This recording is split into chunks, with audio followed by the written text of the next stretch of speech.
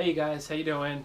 I bet you heard the news by now, but if you haven't, Governor Murphy has announced that school will remain closed for the rest of the school year. So I won't see you guys in the classroom again, unfortunately. It kind of bums me out. I had some fun things that we were going to do at the end of the year, but we won't be able to do them now. Um, some of you I had joked when we had left that day, I'll see you next year. Uh, in truth, part of me thought maybe we won't be in school. I had thought that it would end this way even then, unfortunately. And now it's official. So we won't be going back. And yeah, I'm going to miss you guys. But I'm where I'm at, so you guys can always come back and visit me if you want to. I have plenty of people who do, and maybe we'll see if I can get something going online. I don't know. I have to think about it and see where we're gonna go. Uh, I can't really do lessons the way I would like to. It's just it's going to be too complex, too complicated. Not everybody's going to be able to sign on at once. So these recorded lessons are the best that I can do to satisfy everybody's need, because not everybody can be logged into their computers at once. And I know a lot of you guys are, you're having a hard time with all of this. Truth be told, my wife and I are as well. It's tough to do all of this with, with the 4-year-old running around and other obligations. In fact, you've probably heard her in my videos going up and down. It's not easy. So, but I'm aware of that, and I'm trying to make these lessons so that, you can go on and watch them at your own leisure, okay? So we're going to continue with the recorded lessons. Maybe I'll do some type of optional assignments where if you're able to get on, you can, but we'll see on that, okay? No promises there. We gotta see how things go. With that said, I would like to get started on the next lesson. All right, and that lesson is on the Crusades. Okay, the Crusades. Again, this is a class where we're just covering the topics very lightly. We're not going very far in depth. We might have another day of the Crusades tomorrow or the following day. I'd like to get you guys an open notebook test because we don't have a test on the portal yet. So I might be doing that for Wednesday. And then Thursday we might have a second Crusades. We might have a second Crusades and test on Thursday. So either way, it'll be open notebook, so you guys should have no problem with that.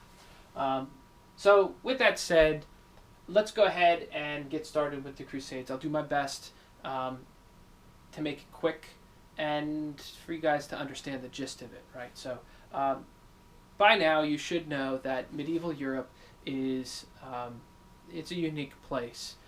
I would say, and I do say in my classes, that you have more in common with a person in the classical time period, meaning the age of Greece and Rome, than you do with a person from the medieval time period.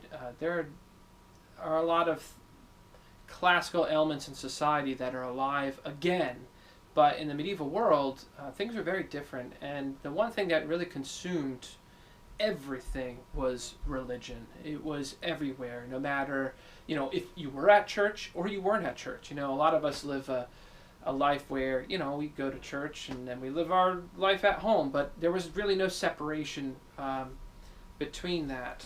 No separation between, obviously, the church and your home life, but also church and state, meaning that the governments of Europe were also run directly by or in coordination with the religious powers of the church, right? So very different than today. Today we have a strict separation of church and state policy for our country, and most countries around the world do as well. And the reason why they do that is because this time period in history has told us that, well, it's not really good to mix the two, and so they're worked into our constitutions around the world. So with that said, you should know by now that religion has a very strong impact on everyday life in Europe during this time period. It's one thing that got people through the hard times of the Dark Ages. It unified groups of people, but there was also a lot of things that happened that were really unchristian-like, you would say. A lot of bad happened as well. And the Crusades are kind of an example of that.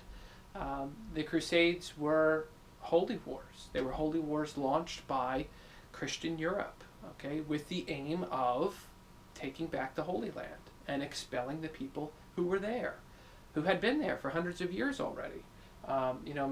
Much of this territory had already been under the control of Muslim empires for a long period of time.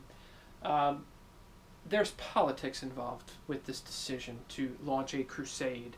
The guy who launches it, his name is Pope Urban II. He's the first one to launch the Crusades, the idea of a crusade. And it was somewhat politically charged in essence, because at the time of the Crusades when they were launched, there were actually two popes in Europe. One was Pope Urban, and there was another pope that was somewhere in Germany, and they were both telling each other that they were invalid, that they were the real pope, and the other one was the fake pope. Anti-pope, I think, was the name of the other pope.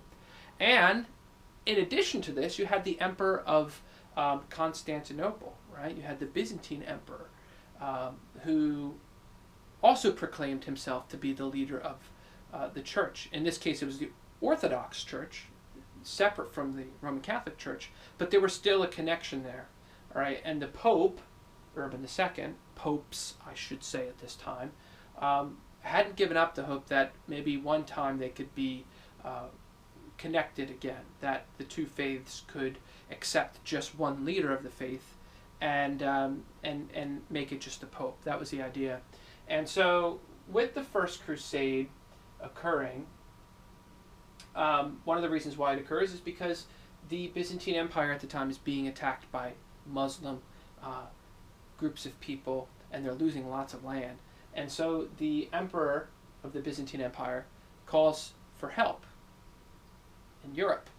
And the Pope says, all right, here's an opportunity. Pope Urban II said, here's an opportunity. We can help them out. Again, they were Christian, but they were Orthodox Christians. And Pope Urban believed that if he gave them aid, perhaps that they would see Pope Urban II as the legitimate pope, at least in Europe, but maybe overall. Okay, so there was some politics behind this as well. It wasn't just a let's go reunite the Holy Land under Christendom. There were politics, there always is, right? And so that was one of the big motivating factors for calling this thing into power. And the other one was simply that this was the land that was the most important and holiest place for Christianity.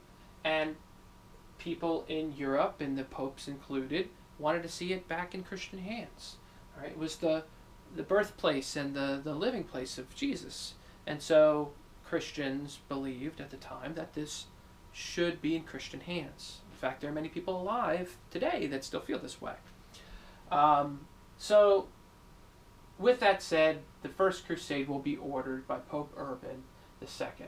And there are a lot of people who come to the aid. They believe that this is a good opportunity to show their devoutness in their faith.